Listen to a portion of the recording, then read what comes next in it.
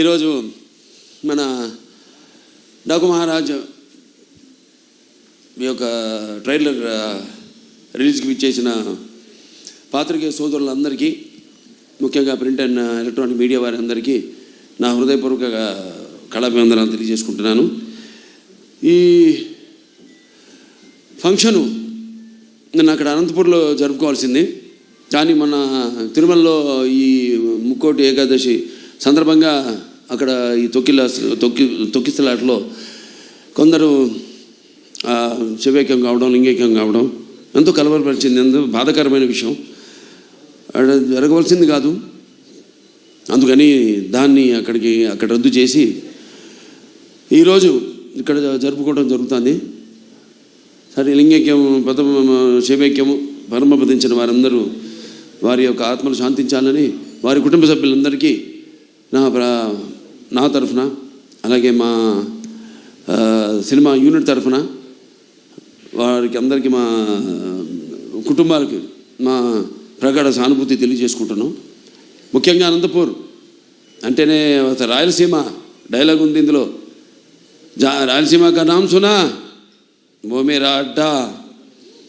ఎంతోమంది నిన్న ఎంతో ఆతురతగా ఎదురు చూస్తున్నారు ఈ ప్రోగ్రాం కోసం.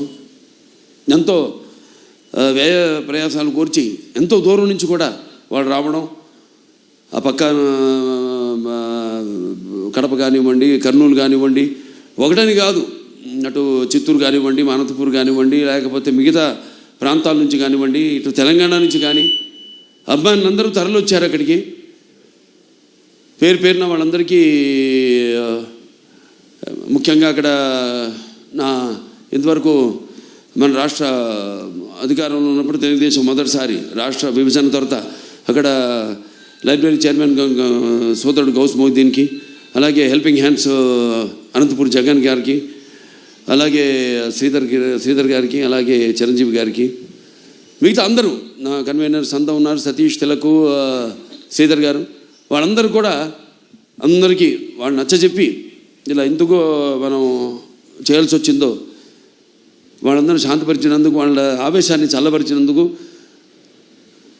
ఎప్పుడూ ఒక క్రమశిక్షణ కలిగిన సైనికులు నా అభిమానులు. భావస్థురాణి జన్మాంతర సౌహృదాణి అంటారు. పోయిన జన్మలో ఎంతోమందితో పరిచయం ఉన్నా ఈ జన్మలో ఒకరిని దాన్ని పొందగలుగుతాం. కానీ ఎన్ని లక్షల, వేల లక్షల కోట్ల మంది అభిమానులు పొందడం అంటే అది నా పూర్వజన్మ సుకృతంగా, అది ఏ జన్మజన్మ అనుబంధమో, ఏ రుణానుబంధమో, ఏ విడలేని అనుబంధమో కదా అని నాకు అనిపిస్తూ ఉంటుంది.